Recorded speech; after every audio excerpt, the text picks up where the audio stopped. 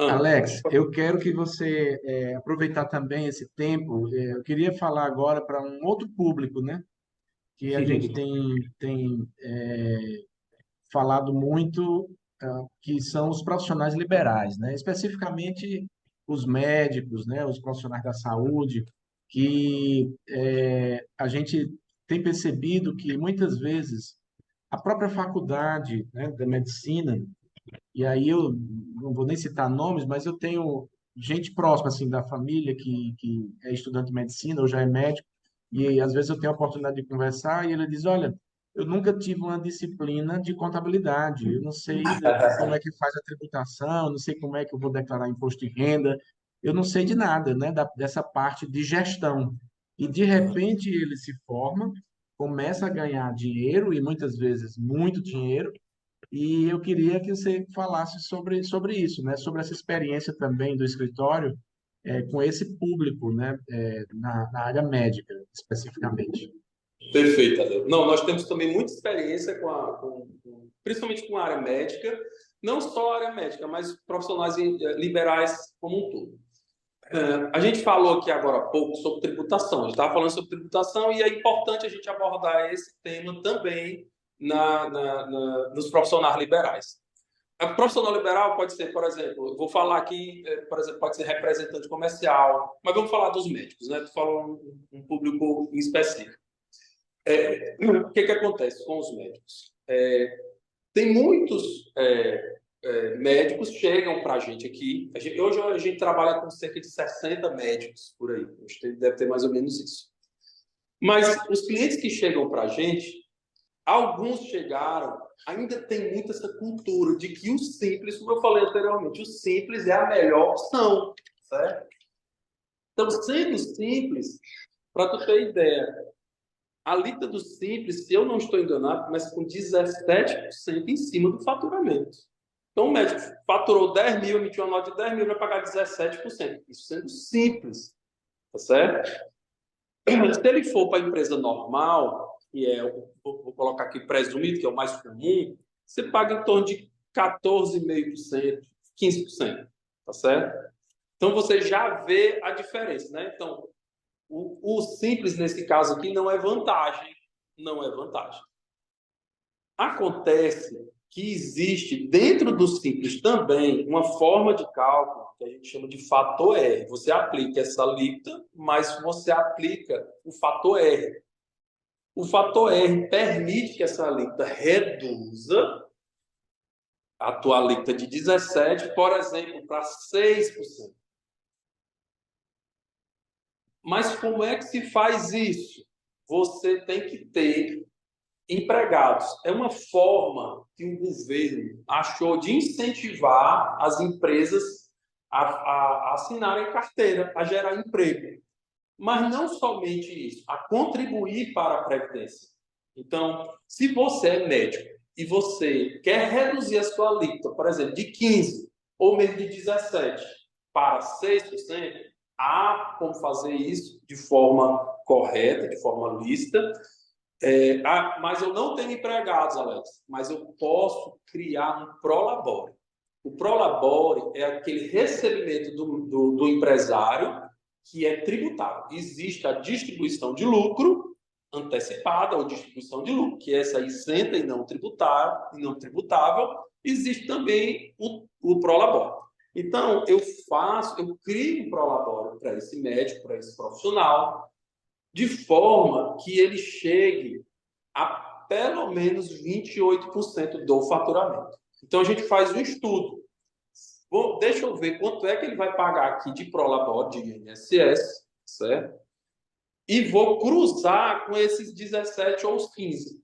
Geralmente, dependendo do faturamento, mas geralmente é muito vantajoso, tá certo? Então, você médico hoje está pagando 15% ou mesmo 17%, saiba que é possível você reduzir essa alíquota de forma lícita, de forma correta, mas com uma boa orientação da contabilidade. Seguro, tá certo? Uma outra informação com relação aos médicos e profissionais liberais, sendo simples, é que, como eu te falei, existe ainda a cultura das empresas simples não precisarem escriturar essa contabilidade. Então, muitas vezes o contador está lá, é simples, não, então eu não vou me dar o trabalho de fazer essa escrituração. É muito, muito comum, Tadeu, mais do que a gente imagina. Então, no final do ano, o contador faz lá a presunção, e ele não está errado em fazer isso, porque, como eu disse, a lei ampara. Mas, na hora de colocar na declaração que o médico, o profissional liberal ou o empresário forneceu os bens dele, se isso não estiver coerente com os ganhos daquele exercício, a variação patrimonial, essa variação vai entregar ele para cair na malha, ele tem um grandíssimo problema. Então, muitas vezes, ele não sabe disso, ele não tem culpa.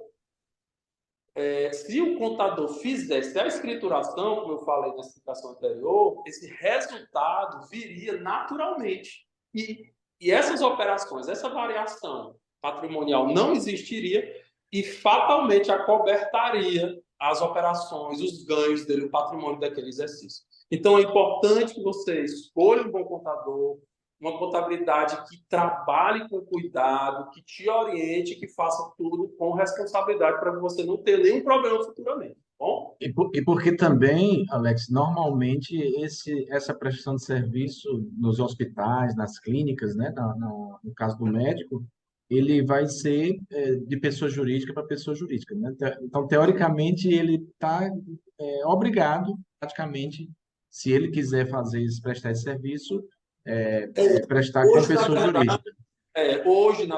quando você se forma, os hospitais não assinam mais carteira dos médicos, né? É para evitar vínculo empregatício, porque sai mais caro. Porque você assinando a carteira, você vai estar ali, o hospital vai ter que te pagar 13º, o hospital vai ter que te pagar férias, né? Então já é quase que uma unanimidade.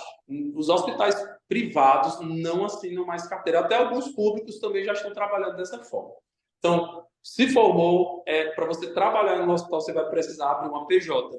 E aí, essa foi a orientação que eu acabei de passar. Né? Então, você tem que procurar um escritório que seja responsável, né, com essas operações, com essas informações. Isso. E outra questão é que o médico, ele acaba, para ele ganhar mais, ele acaba entrando em plantão, saindo de plantão, tem uma carga de trabalho muito grande, né? Ele ganha muito, mas a carga de trabalho também é bem exagerada. Em função disso, imagine, né? O médico trabalhando dia e noite, e agora ainda preocupado com a tributação ou pagando mais tributo, às vezes sem necessidade, ou deixando de receber, né? Porque quando ele faz um plantão, ele presta aquele serviço, ele precisa emitir uma nota fiscal no final do mês, tem todo um processo, né, legal, assim, normalmente os planos de saúde ou os hospitais têm todo esse processo para ele conseguir receber aquele dinheiro no prazo certo, né? Queria que tu comentasse também sobre isso,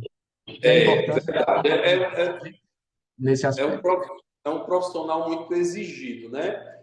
E, na verdade, ele não tem obrigação nenhuma de saber de contabilidade, mas ele precisa estar bem orientado, ele precisa ser bem assessorado. Por isso, mais uma vez, procure uma contabilidade com experiência, uma contabilidade que tenha responsabilidade nesse sentido.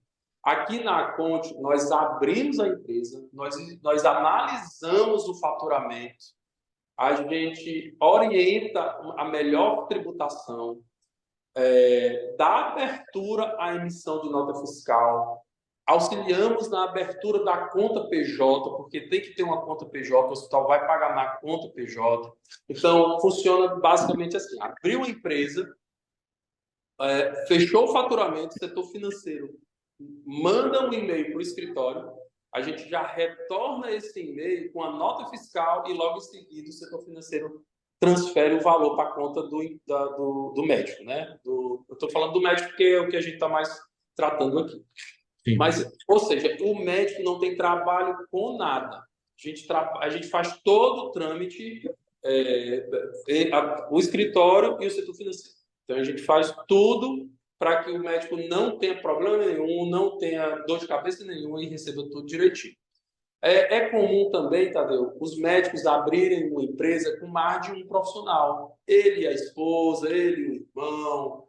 Isso é interessante, porque divide, por exemplo, esse honorário, você consegue dividir. Aqui no escritório, por exemplo, a gente tem 3 médicos, algumas empresas com 3 médicos. Então, divide os honorários com um honorário baixinho. Os impostos, a gente consegue separar os impostos de cada um, ou seja, você vai pagar só em cima do que você faturou.